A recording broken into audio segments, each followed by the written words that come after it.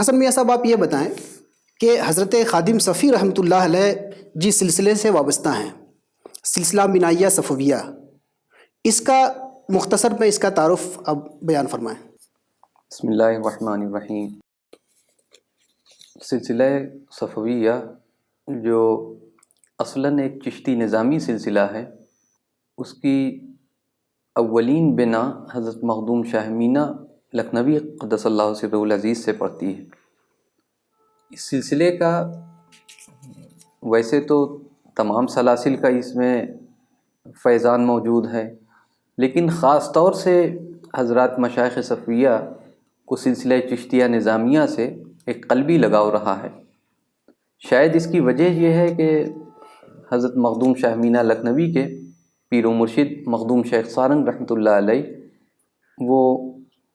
اولین مرید ہیں حضرت مخدوم قوام الدین حاجی الحرمین رحمۃ اللہ علیہ کے، جو حضرت خواجہ نصیر الدین چراغ دہلی کے مرید ہیں،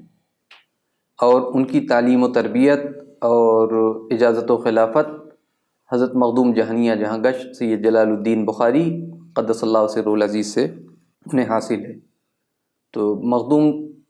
شیخ قوام الدین عباسی رحمۃ اللہ علیہ کو جو نسبت ارادت حضرت خواجہ نصیر الدین چراغ دہلی سے حاصل ہے،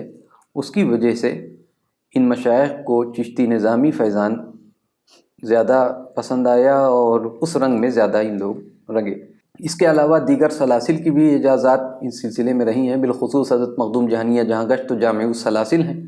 تو مخدوم جہانیہ جہاں گشت کے تمام سلاسل کا فیض اس سلسلے میں آیا،